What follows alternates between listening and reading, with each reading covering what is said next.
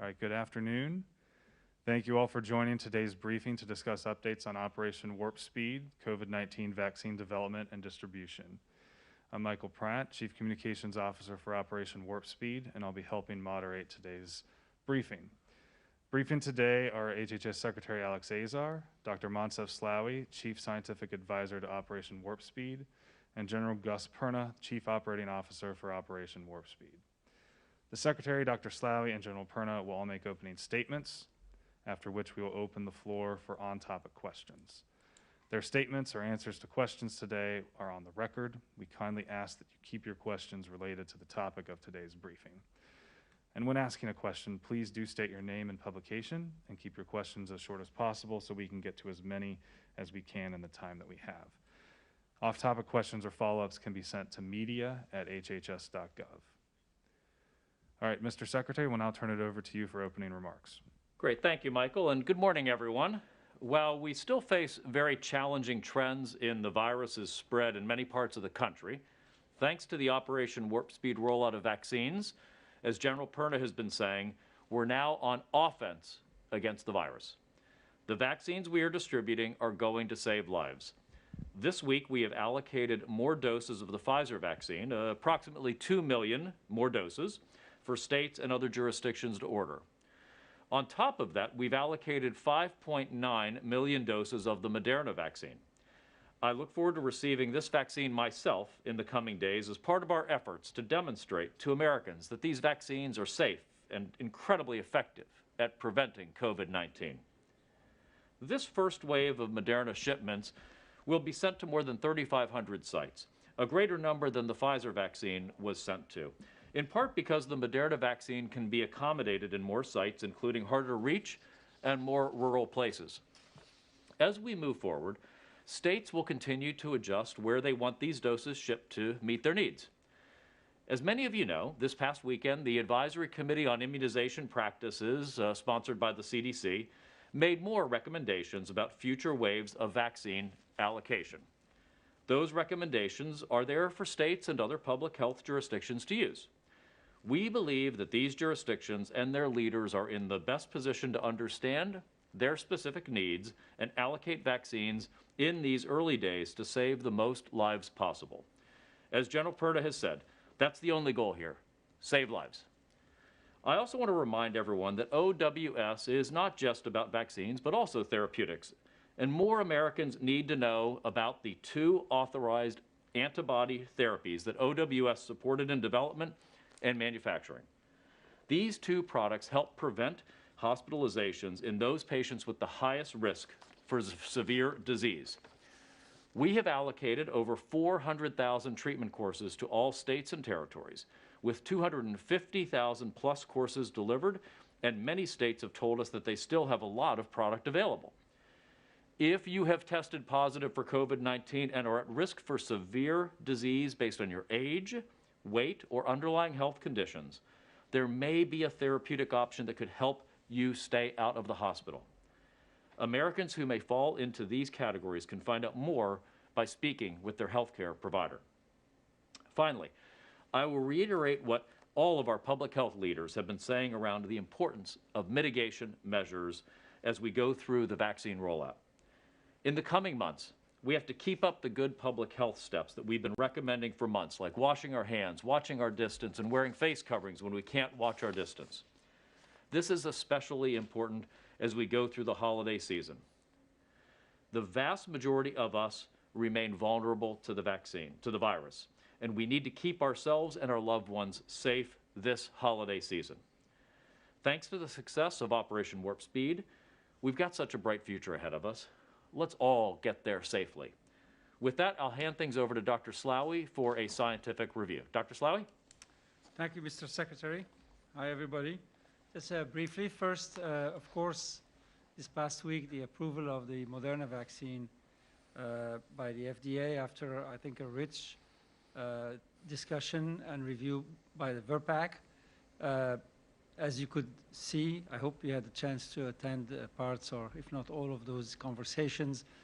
Efficacy and safety were frankly overwhelmingly positive So was the vote, the positive vote. The only point of discussion that took place was in regard of what to do for the placebo recipients in the trial. Should they be kept on placebo? Should there be provided vaccine on the basis of priority populations, as various risk populations are offered vaccine in the general population, or should they all be offered vaccine? And really what's at stake is how much more information can be extracted from a placebo-controlled part of the trial versus a non-placebo controlled part of the trial. I'll be happy to address any questions you may have in that regard. There is also the start of a trial in adolescent population age 12 to 18 to enhance the label and expand the use in the population. And because of the great immunogenicity of that vaccine, there's also considerations on dose sparing trials in order to see whether a somewhat lower dose than 100 microgram that's being used could be as effective as the full dose. That's regarding Moderna. Regarding Pfizer, we have continuing conversation, very constructive, with the company in order to continue helping with their manufacturing requirements and in order to support their efforts to ensure that they would be able to provide us with an additional 100 million doses in the second quarter of 2021. And those discussions and negotiations are ongoing and progressing very well. On the Johnson & Johnson Janssen's vaccine, the trial has been closed for recruitment now with a little bit north of 43,000 subjects in the study. Really a remarkable speed of execution of that trial, a significant accretion of cases, unfortunately, in the study that's being conducted in Latin America and in the US. And we expect to have enough cases for at least an interim analysis early in January. We are working hard with Johnson & Johnson and with Emergent to ensure that we maximize or optimize the number of vaccine doses that would be produced, formulated, vialed, quality controlled, and released in the month of February. And that the numbers vary, and we're trying to optimize that number to enhance the number of individuals vaccinated with that one-shot vaccine. We're optimistic that it should progress quickly. AstraZeneca, the phase 3 trial that's being running in the US has now recruited north of 26,000 subjects, so getting close to the 30,000 mark, which is the objective of that trial.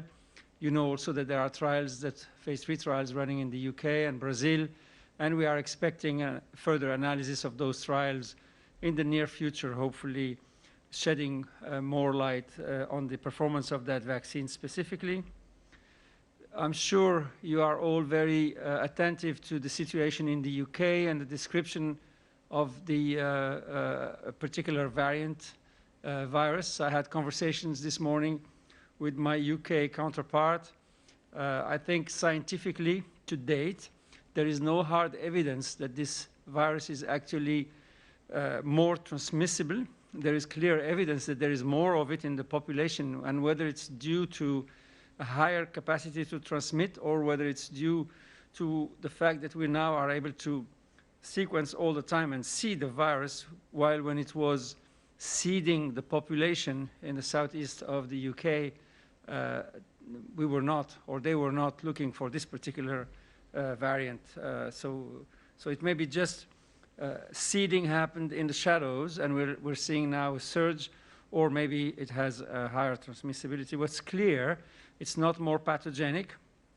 And what's also ongoing is studies both in the UK and here at the NIH, where we're trying to isolate a virus that's a particular setup that allows for rapid neutralization of the virus, to assess that indeed serum and antibodies raised by the vaccines are able to neutralize this virus, which is very likely the expected outcome, and also whether some of the monoclonal antibodies that Mr. Secretary just spoke about as two approved medicines here in the US are still effective against this variant.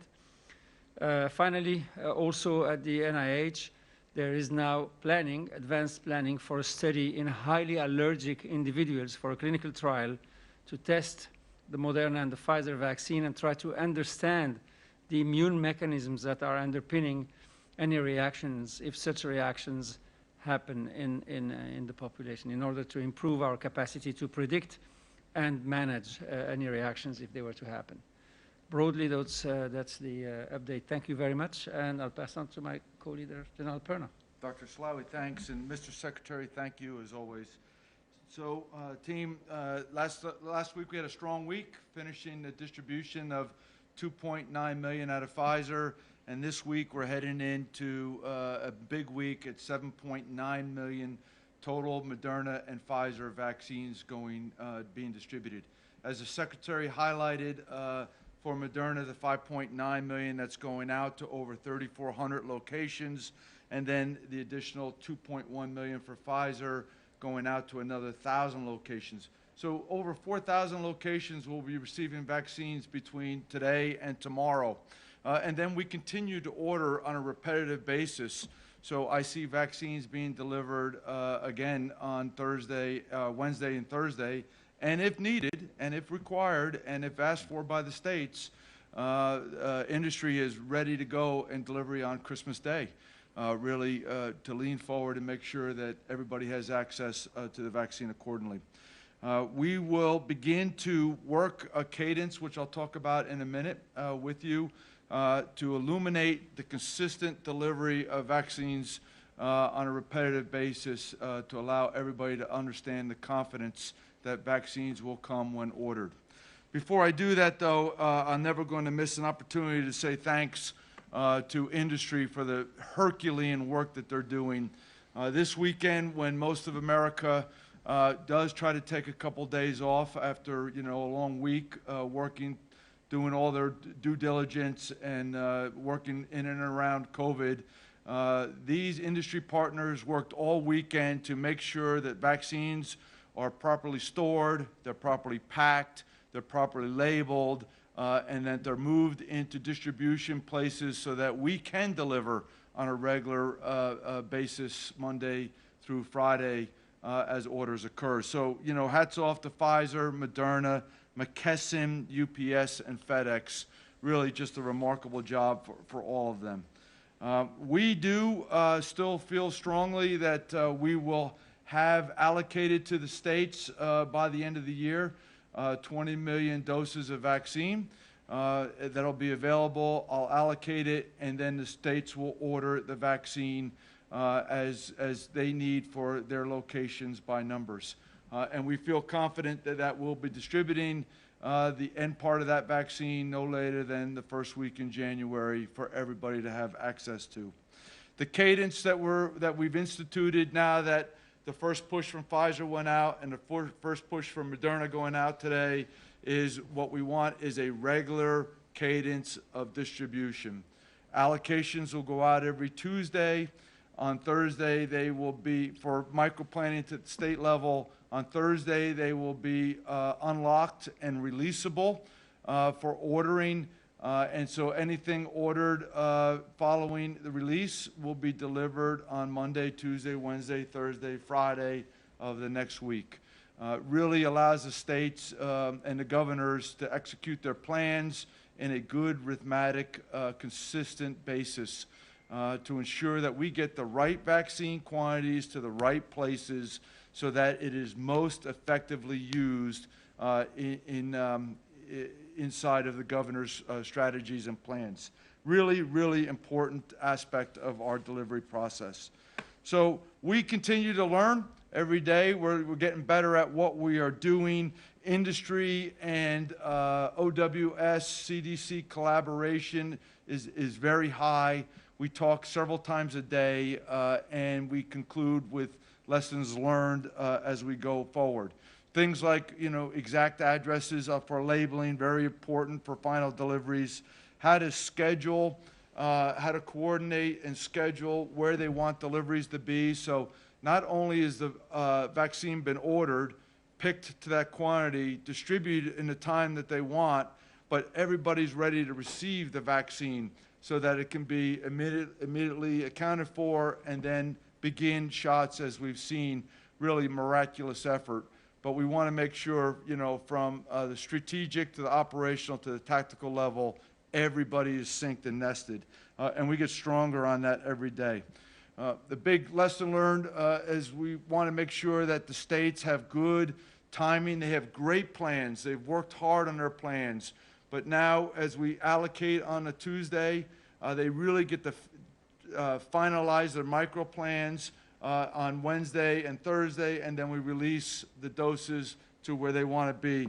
Really, really been effective as we work through this the last week.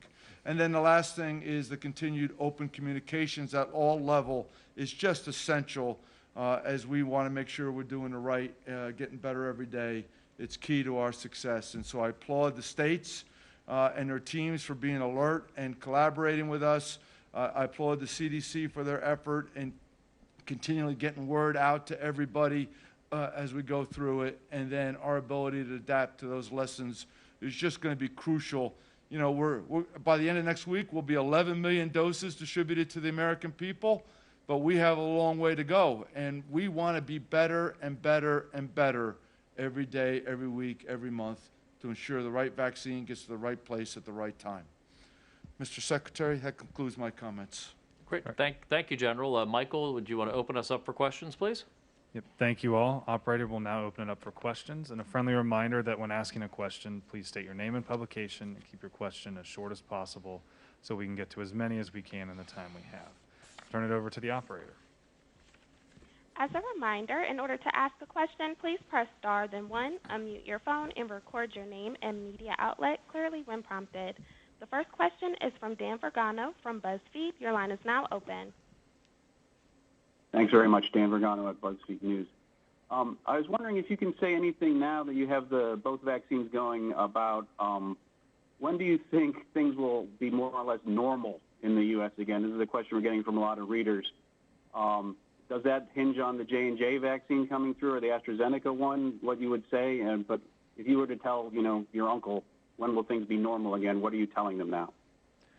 Well, I think it's important that we be measured in our approach here. We're going to be getting tens of millions of doses of vaccine out progressively, getting people vaccinated, this massive logistical undertaking. And as we've said, we believe late February into March, we could be seeing more general vaccination approaches, of course, subject to the decisions made by governors on prioritization. And of course, if we have Johnson & Johnson, Janssen, or AstraZeneca entering into play in the February timeframe, that only accelerates these timelines. And then in that second quarter of next year, enough vaccine to vaccinate every American who wants to be vaccinated. So at some point, of course, as our vaccination campaigns succeed, we get to levels of vaccine-induced herd immunity, and life starts looking more like normal. Foundational to this will be some of the studies and work that are underway regarding the ability of individuals who have been successfully vaccinated to continue to carry and transmit the virus or not. That's important data that we're working to generate as we speak. That'll help us with understanding what the behaviors are even after a large percent of the American population has been vaccinated that will be necessary. Thank you. Next question. We'll go to next question. The next question is from Eben Brown, Fox News. Your line is now open. Thank you very much. My question follows that a little bit. Do you have a good timeline as to when people might be able to, talking about people who are not in any delineated risk groups here, that the general public would be able to maybe seek a vaccine for themselves? I know that there's been talk late next year or middle of next year that there would be 300 million doses available, but would there be a time before that people could start getting vaccinated? And what are the prospects, not prospects, but the necessity for an adolescent vaccine? Is that a risk group that needs to be focused on? So I will leave the adolescent question to Dr. Slaoui, but again, just in terms of thinking about the progression, as General Perna said, we should have 20 million doses to be able to allocate for distribution by the end of this year. And of course, That also has 20 million of the second dose. The booster shot is in reserve, so that's there and available for individuals. And then we think that by the end of January, we would have had the capacity for 50 million individuals to have been vaccinated with the first dose. And then going into February, by the end of February, we believe just with the Moderna and Pfizer vaccines that we would have enough vaccine that 100 million shots in arms could have been delivered between first and booster shot. If you add the J&J and or AstraZeneca vaccines in, assuming approval sometime in late January, you could significantly enhance those numbers going into February. So that's why I've said it seems realistic that the end of February into the first several weeks of March, we could be seeing more generalized vaccination programs beyond a lot of prioritized groups. And what we've tried to do through General Perna's great work with CDC has been to really make that mimic as much as possible your flu vaccination experience. You're going to start seeing that in the weeks ahead as more chain retail pharmacies are enlisted as part of our state's distribution efforts. It will mimic the experience of flu vaccination programs for individuals. And so it's not as if there's a moment in time where all of a sudden there are 330 million doses available of vaccine. It just progressively rolls off the production lines each week. We get more of it out there. And so week by week, it'll start looking more and more like general vaccination. More and more just citizens of without comorbidities, et cetera, would be able to get vaccinated over the course of that. And by the end of the second quarter, we think there would have been enough vaccine for everyone who wishes to have been vaccinated to be vaccinated. But that's not saying that that's a moment in time. It's just every week more people will get vaccinated, more vaccine will ship, and it'll get closer towards general vaccination. But Dr. Slavi, could you talk about the adolescent issues, please? Yes, I think it's an important question because if I take the population below the age of 18, is about 80 million people, 80. That's a very large fraction of the population. And it's a fraction of the population where infections, even more than in the older adults population, the virus infection is asymptomatic in most of the cases. And therefore, they will be an important vector for transmission that is a counter to the mounting herd immunity in the susceptible population. And we know very well, for instance, with the measles vaccine and the measles virus, that if you have pockets of population where there are a large number of people that are not vaccinated, the load of virus in that community gets so high that it overcomes the vaccine, particularly in terms of persistence of protection. So we know here that at the peak of the pandemic, with a lot of transmission, the vaccines are super effective at 95%. Maybe a year from now, if there is a lot of virus circulating, the most susceptible people may become susceptible to an extent, maybe I would expect with less severe disease, but some people may have severe disease. While if we have true herd immunity throughout the population, even if the virus is circulating, the load is very low, and those people that may have regained some level of susceptibility to the infection will actually be protected by the herd immunity. And that's why it's really important that a large percentage of the population as a whole be vaccinated. And I mean, obviously, all the teachers versus the students, all the first-line workers in settings where adolescents or pediatric populations are concentrated would be at risk. So it's very important, and that's why the studies are ongoing to make sure that we have the right dose and the right safety profile for this vaccine. The expectation is they should be safe and effective. Maybe at some age bracket, the dose could be lower than the dose in the older adults. And we're trying to do those studies as quickly as possible to have the labels. And as you know, the Pfizer vaccine already has a label going down to 16 years of age. Thank you. Operator, next question. Eric Coolish from FreightWaves, your line is now open. Thank you. As you know, UPS and FedEx are the primary transportation providers, but they also work with partners, have some contractors. Are you able to speak to how many of those are involved, or do you have visibility or have to vet those companies too? General Perna, do you want to take that, please? Thank you, Mr. Secretary. So there's numerous ones that work. We work primarily with Pfizer as the prime for distribution for their vaccine, and then FedEx and UPS. And then with Moderna, it is McKesson is the prime, and then FedEx and UPS. There is several, as you said, other capabilities that are added to enable greater extension and delivery timelines, but I'm not dealing with them. I leave that up to the primes to do that technical coordination and hold them accountable. Thank you, operator. Next question. The next question is from John Tozzi, Bloomberg News. Your line is now open. Hi, thanks for taking the question.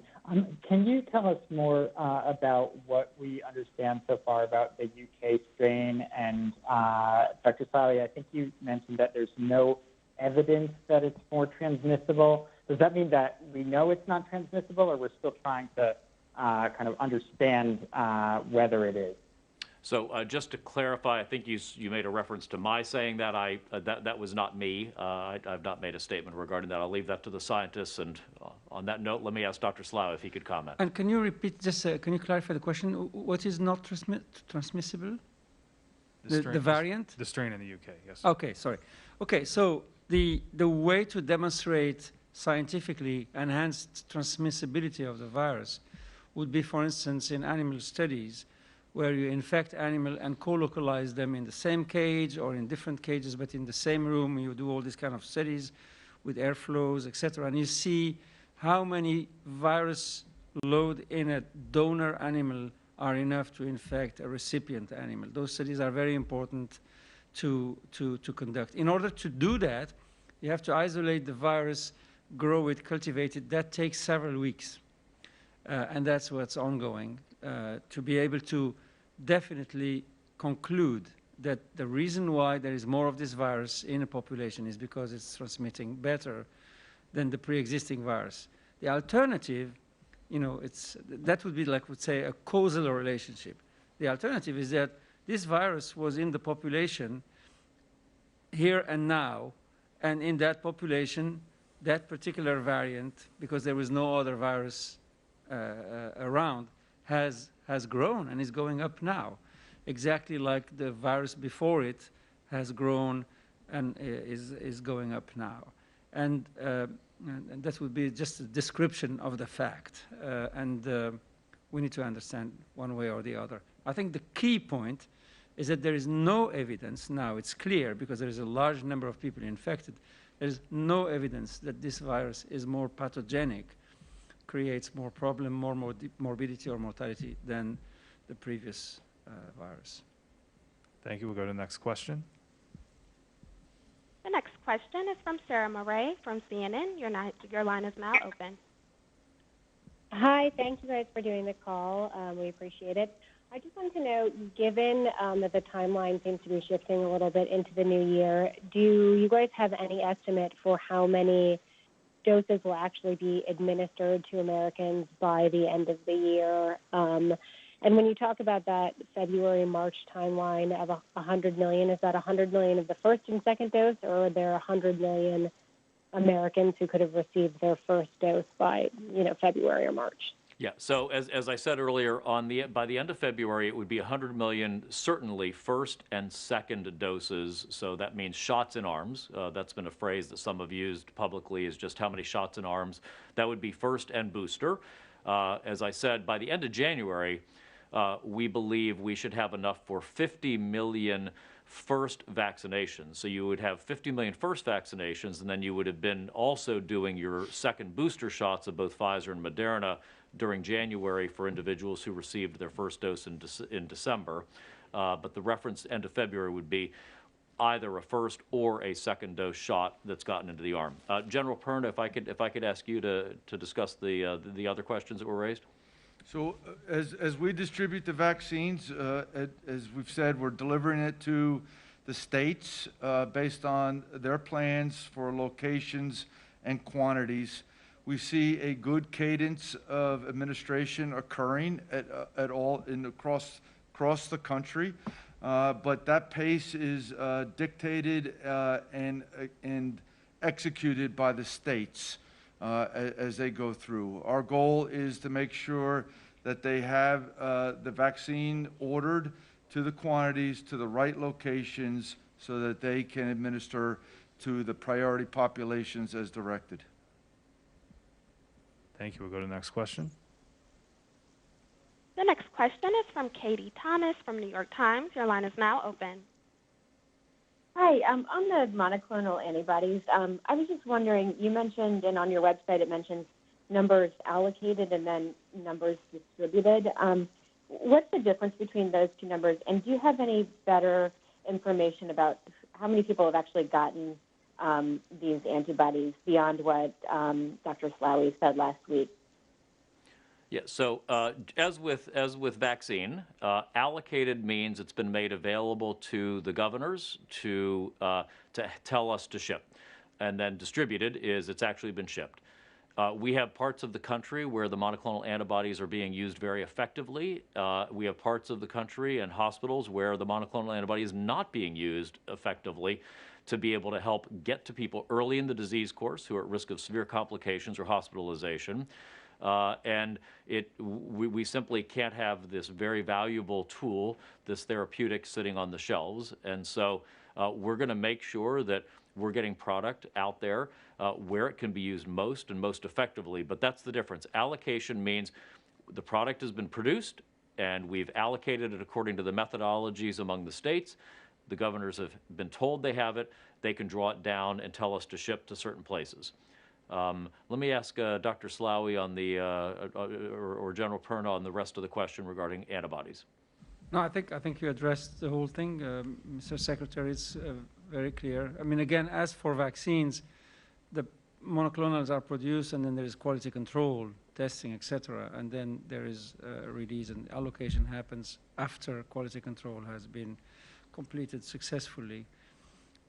We have, maybe just an addition, we have and are continuing to have negotiations with the two companies that have developed these monoclonal antibodies to enhance our sourcing of monoclonals into the first half of 2021 to continue covering the gap between where we are now and the time where the full population has been immunized. We're also working on what could be a more practical alternative, which is an oral small molecule antiviral, but the data with that program will only become available maybe late in January, and that could help us address the issue of intravenous inoculation of the monoclonals in patients that are not hospitalized, which is and infected, which is really where the challenge is for the system.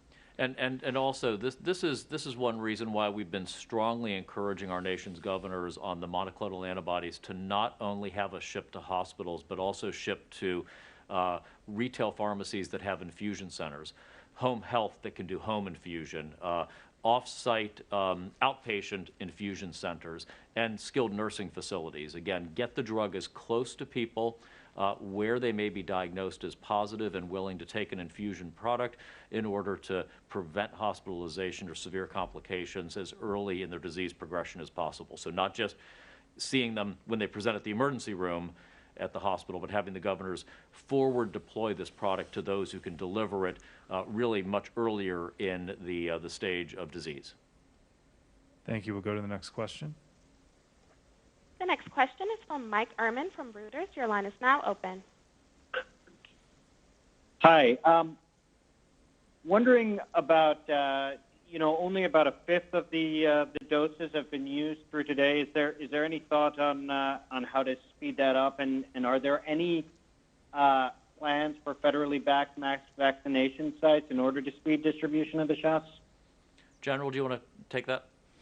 So, as I said, we distribute what is releasable and available for distribution, and we're getting it out to countless locations to spread, the requirement or to enable quick administration throughout the country. I talked earlier, over 4,000 administration sites will receive vaccine this week. So the ability to get up and administer the vaccines, I think we've demonstrated that the states really have some good plans and they're administering them literally into execution. Watching the numbers grow every day in administration. We do know the CDC is going to post numbers. You've seen it on their website. We do know that there is a lag to those numbers based on the data that is provided by the states to us. It's not, they're providing great data, but it's a time period in execution depending on the way the data is provided. So it'll catch up, and I think execution will catch up. At the end of the day, we want to make sure that the states have vaccine where they want it at the right quantities dispersed throughout their states, but fair and equitably across the country simultaneously. And it is just so important that the correct due diligence in final administration is applied. Every dose is so important. We want to make sure that it is cared for that way, administered that way, to the right people at the right time. So my thing is steady as we go, and I think you'll see good progress as we get better and better every day. Thank you. We'll go to the next question. The next question is from Candace Choi, AP. Your line is now open. Hi. When do you expect vaccinations in nursing homes to be complete? I think the majority of states have said they're not going to be starting ramping up until next week. And then also, was there any follow-up on the any explanation on the Pfizer doses that dropped below got colder than they were supposed to in California and Alabama? General Perna? So first of all, I think you're going to see many long-term healthcare facilities and nursing homes administering vaccines accordingly. Several states have already started last week, as we talked about, and they utilized capability and capacity to go right in and begin. At the end of the day, though, we're supporting the state plans and execution. We developed a very, very good partnership with CVS, Walgreens, and over 70,000 long-term healthcare facilities. But as it gets prioritized, the vaccine gets prioritized between first-line medical persons and long-term healthcare facilities. There'll be, a sharing to the governor's priorities in execution. We know, for example, that over 1,300 facilities are enacted today for execution, and I think that's really pretty powerful. And I just see that number going up every day as we go forward. To the point referenced the Pfizer vaccine last week, I thought I was clear, but just to reinforce, we sent out forecasted numbers that we thought, to the best of our planning ability, in collaboration with Pfizer, was a good number to plan against. At the end of the day, between Pfizer and I felt there was only X number to be released. And that's what we allocated to the states for planning. So the forecast number was one, the actual allocation was another. Here's, at the end of the day, it was fair and equitable distribution across the whole country. It is a mathematical problem in execution. Once I defined the releasable doses, then we put it through the gonculator, and doses are distributed in that algorithm. Everybody is receiving fair and equitable distribution of the vaccine. Hey, General, I think on Pfizer, if I heard correctly, she might have also been asking about the two temperature excursions that were reported last week, the one in California and the one in Alabama, if we've learned anything more about those. Yeah, I apologize, Mr. Secretary. I was probably pre-hearing a question, so sorry. No, what we've heard is that Pfizer has checked it, and the vaccine, those four were, they arrived at colder temperature than -80, so they arrived at -92. We're still working through how that occurred, but we do know that the vaccine was approved for safe use by everybody. Thank you. Operator, we'll go to the next question. The next question is from Tom Howe, Washington Times. Your line is now open. Hi. Is there any reason to believe this variant in the UK will have implications for the efficacy of the available vaccines? I'm just wondering if the spike protein is stable enough that it doesn't matter scientifically, or if it might be a bit of a worry. Thanks. Dr. Slaoui? Yeah, so I think the good thing with the vaccine is it induces an immune response against several epitopes that have been mapped around the spike protein in the three-dimensional structure of the spike protein. The chances that one set of mutations would alter all those epitopes, I think, are extremely low. And the good thing with this virus is that the neutralizing immune response seems to be directed against different areas around in the spike, rather than, for instance, in HIV, there's a little loop and all the business is done on that loop. So if you change it, you can escape significantly. So expectation scientifically is that this kind of variation are unlikely to escape fully the protective response by the vaccine.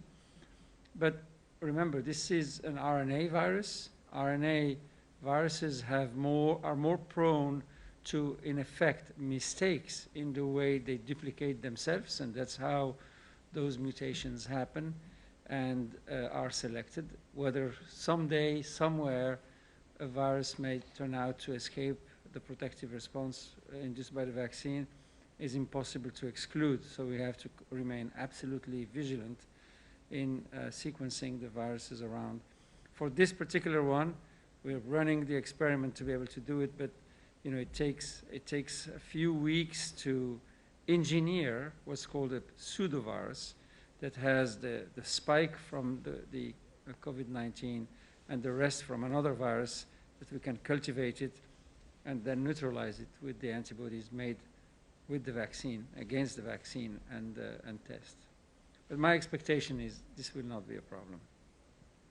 Thank you. Operator, we have time for 3 more questions. The next question is from Karen Weinchild, USA Today. Your line is now open. Hi, thanks so much for doing this. I was wondering if you could talk a little bit more about monoclonal antibodies. And we're hearing that the Infectious Disease Society of America and the NIH have both not recommended monoclonals for use in at-risk people. And just trying to understand the efficacy. I know you say they're wonderful, but the data doesn't. I'm just trying to understand the data and how that supports. Yeah, and I'll ask Dr. Slaoui if he could also clarify, because unfortunately the NIH guidelines are sort of standard of care treatment guidelines. What they say is, of course, this is still preliminary data that supported emergency use authorization by the FDA, as opposed to definitive phase 3 conclusive clinical trials that establish a firm standard of care. These monoclonal antibodies, however, are approved by the FDA under emergency use authorization for the treatment of anyone who is at risk of hospitalization from COVID.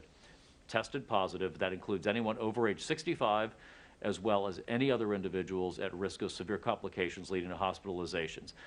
The NIH guidelines simply say that it hasn't yet achieved standard of care status, but in no way recommend against the use of something that FDA has actually authorized for that purpose. I can't speak to the Infectious Disease Society except to say we've been very disappointed that this incredibly important tool that should be getting used more frequently, that should be getting used to help keep people out of the hospital at the same time that we have so many individuals getting hospitalized from COVID, from the increase of cases that we've had, that professional societies would not be more supportive of using a very important tool that also was demonstrated in trials according to the FDA's approval process to have indications towards efficacy, for the benefit to outweigh the risk, and for it to have a relatively safe profile. I don't know if Dr. Slaoui, could you add or contribute on that from your perspective, please?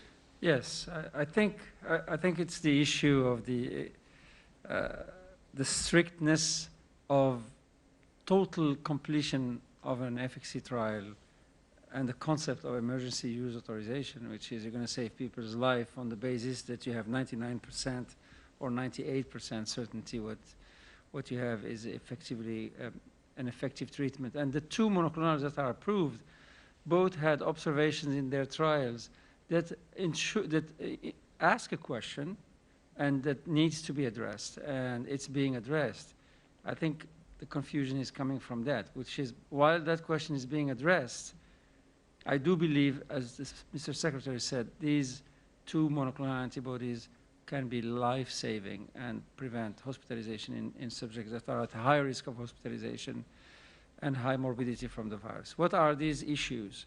In the case of the Lilly monoclonal as a monotherapy, a single monoclonal, an observation was made during the trial that while in the high-risk population there was a clear decrease in hospitalization rates for subjects at high risk, there was also an observation that they start in the population, when they receive the monoclonal, their titers of virus go down, but then a mutant escape virus in 3 subjects, I believe, in the trial, if my memory serves me right, appears, goes up a little bit, not as high as the original virus was in that subject, but then within 2 days, the immune response of the subject, him or herself, gets rid of that virus and the virus goes.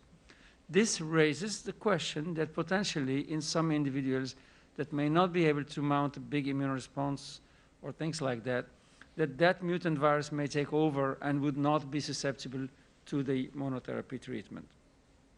Up to now, such observation has not been made. The subjects that had mutant virus dealt with it, and in the real-life use and in a clinical trial that's ongoing, NIH platform clinical trial, we are testing virologically all viruses that appear in the subjects after treatment to further document whether those escape mutants are relevant or not. That's one reason why there's a question mark on that treatment that needs to be addressed. In the case of the Regeneron treatment, which is 2 monoclonals, the issue of escape mutants is not an issue with all the data we have today. The issue there has been that the population tested did not have hospitalizations in the placebo.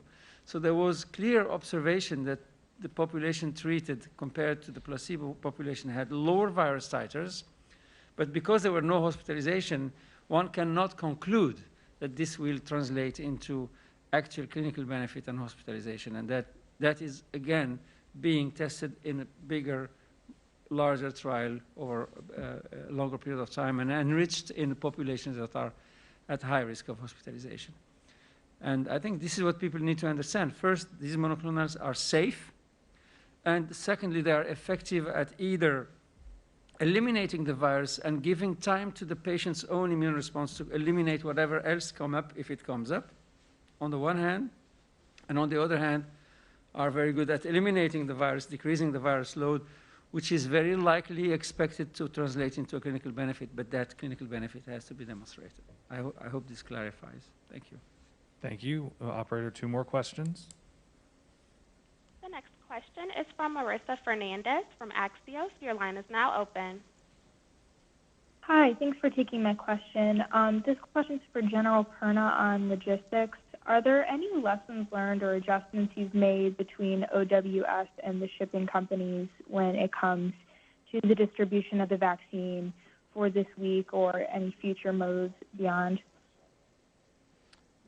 Yes. So I wouldn't say lessons learned, but as I talked about some lessons learned earlier, but the cadence and how we're going to allocate and then work through the ordering of and how we pick and pack and distribute it is getting stronger every day, quite frankly. You know, albeit we're only into this, day 9 or 10 from the initial effort.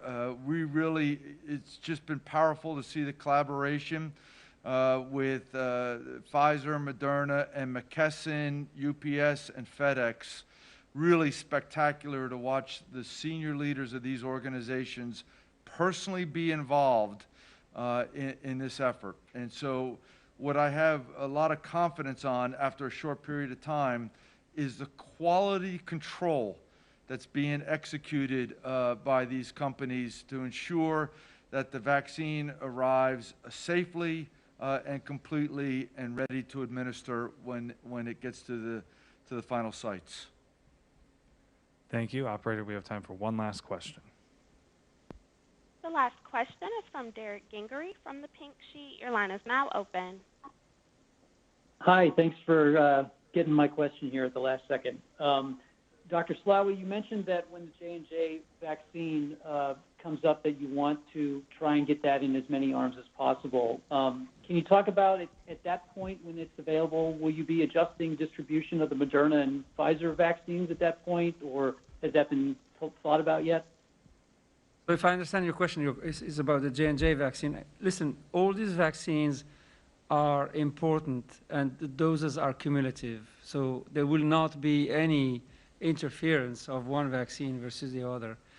I think we will, all the time, as General Perna does, maximize and optimize the number of doses that we can ship. We will make sure that there is no confusion and that, the vaccine that should be given as a one-shot vaccine is clearly identified as the Janssen's Johnson & Johnson vaccine, and the others are two-dose vaccines.